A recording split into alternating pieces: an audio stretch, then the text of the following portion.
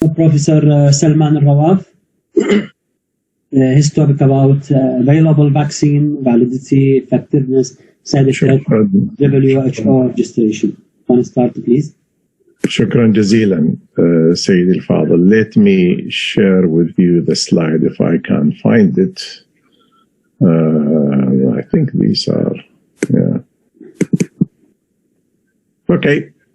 Yes. It was started almost at the beginning.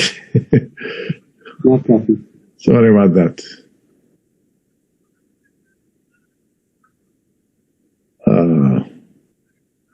Okay, I think kindly Dr. Khalid covered a lot of the main points, and it was a great opportunity to listen to him and colleagues.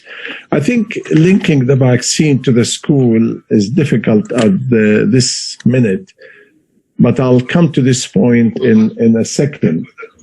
While we have the vaccine, I'm sorry, I've been linking to a couple of conferences at the same time. Yeah. So Dr. Khalid already covered the vaccine status and availability. I will focus mainly on the logistic and how to achieve the immunity in the target population, because really this is a complex issue now. And in the target population, which is a very important population, the children, I will mention what is the status of the art today, and especially the first country in Europe, in the world actually, will start the vaccine tomorrow, is United Kingdom. And also we have Indonesia will start the Chinese vaccine, although we didn't see any published result yet, within the next few days. And I'll talk about COVAX a bit and how to return to school. I think this is already mentioned. We have 8 technologies. They are different than each other, you know, but all is about retaking the protein to the body to create 2 types of immunity, generating sufficient T cell and also B cell. I think some of it already mentioned. These are the 8 technologies which is mentioned, and there is possibly the RNP, technology, which is still nothing is published about that. And of course, the sort of passive immunity, the antibody administration, whether it is through plasma or the monoclonal antibodies, which is Regeneron, for example, in the United States, which you are familiar with it.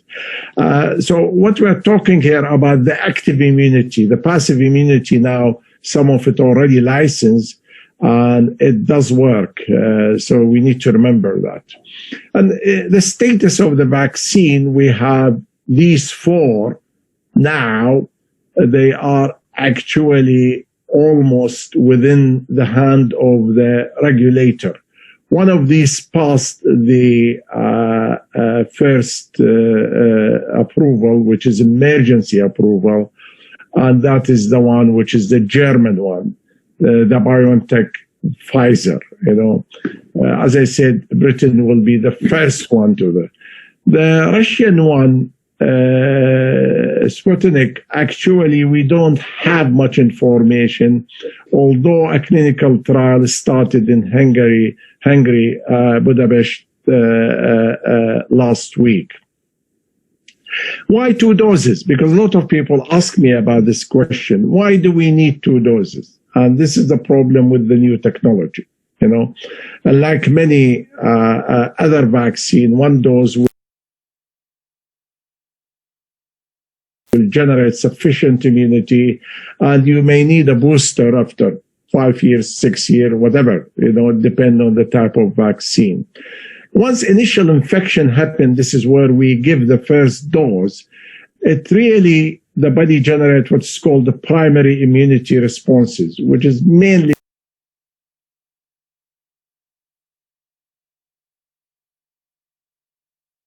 some sort of T cell. But the most important thing, which is the second hump here, when you have secondary immunity response, and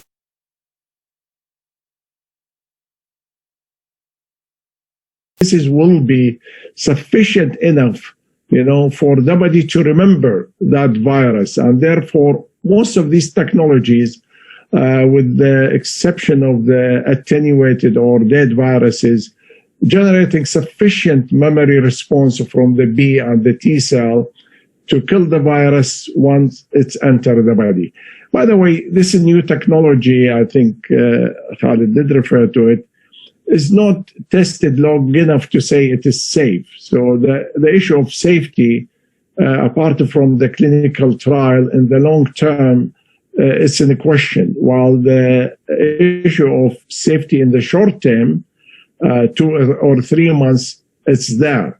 But we cannot say it's a safe vaccine for the next 5 or 10 years. But time will tell. I'll come to this point. How it works, I think both Seema and colleagues mentioned it already. I don't need to go through it again. But the ending point is, you see, is the generation of the protein. You could do it immediately through the passive immunity, or you could really do it through DNA, which is a longer chain, or the RNA is a shorter chain. Let me look at the logistic, and this is the nightmare which is we have today, especially with the vaccine which require minus 70, minus 80. And I'm very grateful here for this slide to Dr. Omar Najm from the UAE, who is leading fantastic work to secure the vaccine globally. It's a nightmare, actually. It's a nightmare when you think about the logistic. Even in the UK, I mean, that's why the UK will give the vaccine only in hospital setting, large hospital where they have actually facilities for low temperature storage.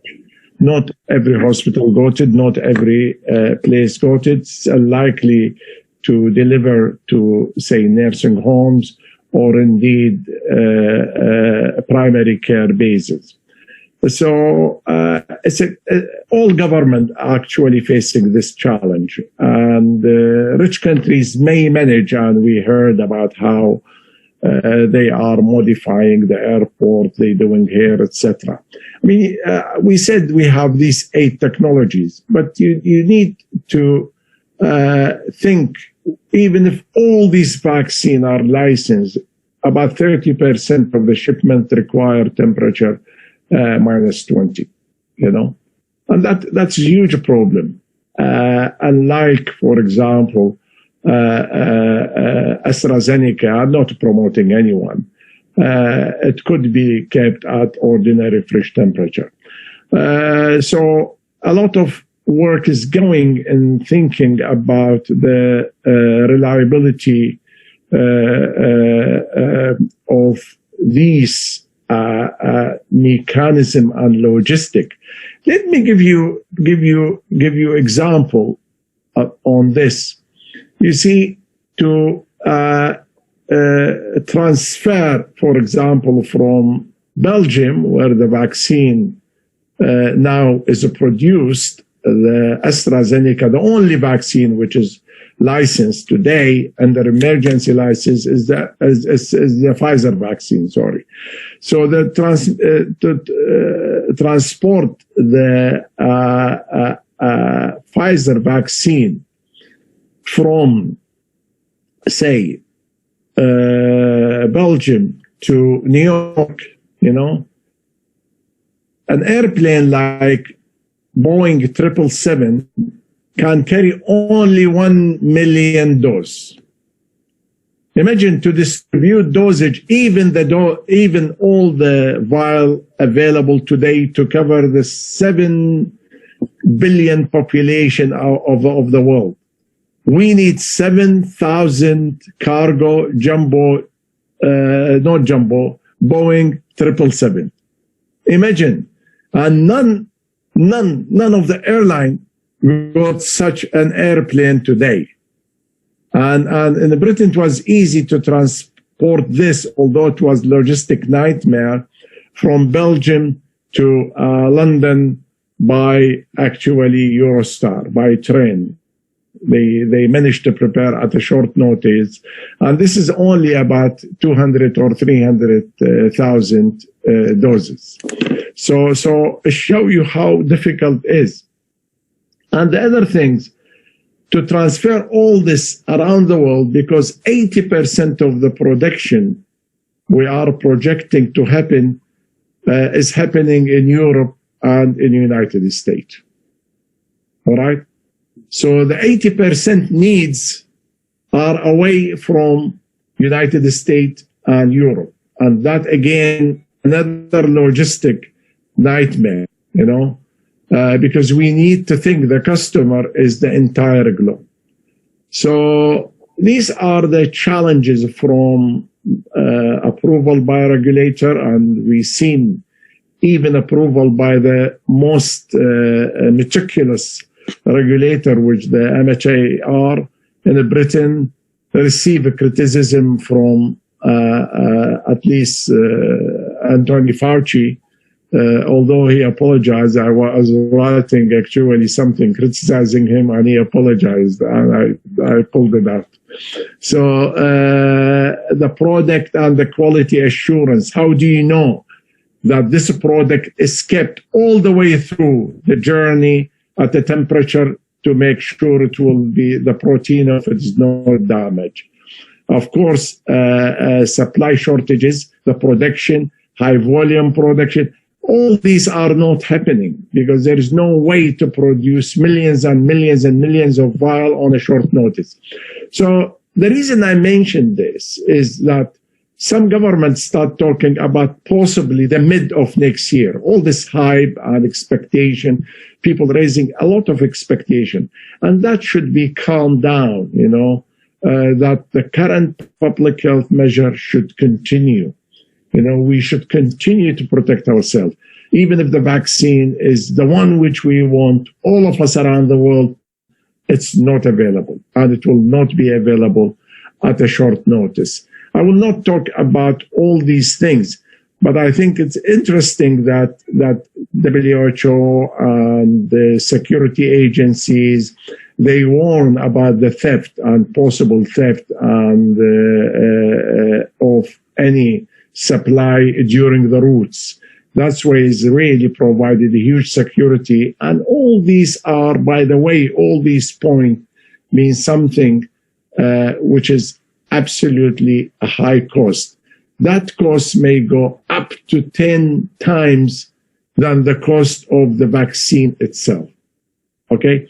So when you plan for this vaccine, you need to think about this cost, because I have a lot of meeting through WHO colleagues, you know, and countries talking about, oh, the vaccine costs $12, it will $6. No, you need to multiply it by 10 with all these logistic nightmare.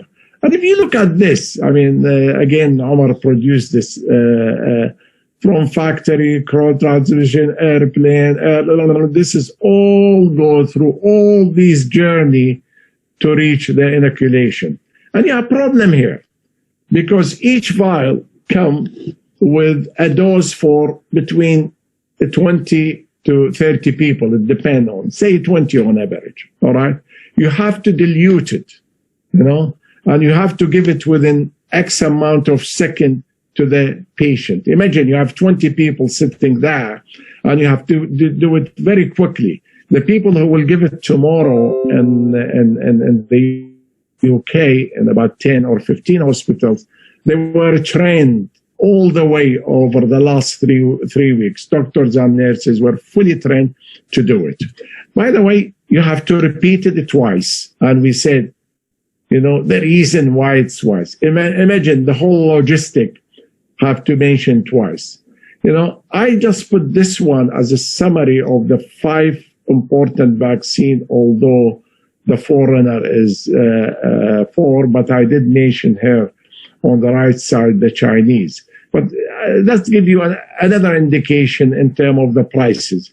We don't know how much the Chinese or the Russian cost, but we know Moderna 28, Sterling, and Biotech about 15, and the Oxford one is about 3.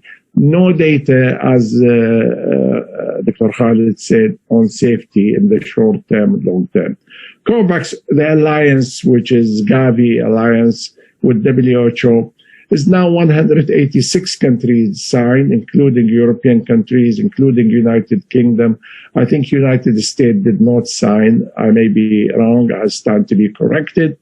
And this is guaranteed 20% of supply. COVAX expected that this supply could be in June, not before June. I mean, so far they did not have sufficient approval of vaccine except the Pfizer. Let me share this one with you, and this is showing that actually from the day you give the a new vaccine with 95% efficiency, going into various stages to generate immunity, to achieve herd immunity. To achieve herd immunity, you need to vaccinate up to 65% of the population, including children and pregnant women. But children and pregnant women are excluded from almost all these new vaccines because no clinical trial included these two age groups. And therefore, here, number 4, if you exclude that and look at the remaining of the population, to achieve herd immunity, you need to have 85% coverage. And that's the problem, you see.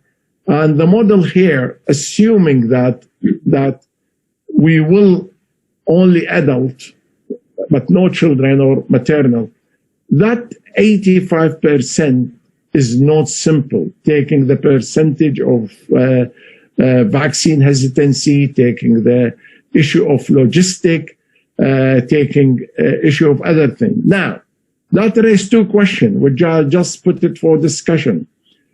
Should we vaccinate the people who already actually developed, like Khalid's family, COVID? You know, it doesn't matter whether it is classic symptoms or the symptoms unlimited for COVID disease, okay? Or should we simply take antigen measurement and we say you are protected, this is a certificate? Should we use actually passive protection, other passive protection, monoclonal and many other things which we could use? The plasma proved to be not that effective, but it's an opportunity to explore other means until we are actually able to deliver a vaccine in circumstances which is different. Return to school, in the long term, certainly achieving high level of vaccination in the community, even without children, will benefit children, because while the transmission may be circulated among children, at least the adult will cause no harm to the children. And the children responses tend to be very good. So let us have that premises number 1.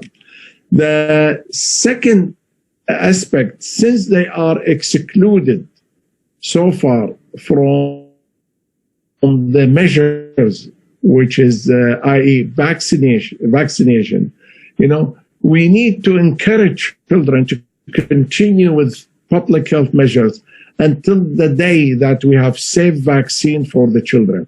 I personally will not push to this type of vaccine at the present time for children because we don't know the long-term consequences and the long-term safety. And this is not raising doubt about the vaccine, far from it. This is simply be cautious. The last things we endanger the next generation, you know, unless we are 100% sure. If you look at the history of vaccine for children from War I until today, I mean, the first vaccine was discovered like 1914, you know.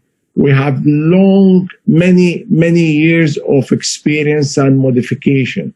And I have no doubt this vaccine will modify it continuously until reach the stage in years to come and saying, look, this is a safe vaccine. Reaction which is happening today to the pandemic and the scientific discovery, these 8 new techniques are most welcome, because these are platforms which we could use in the future to address other diseases like cancer and some of the chronic diseases. Thank you very much.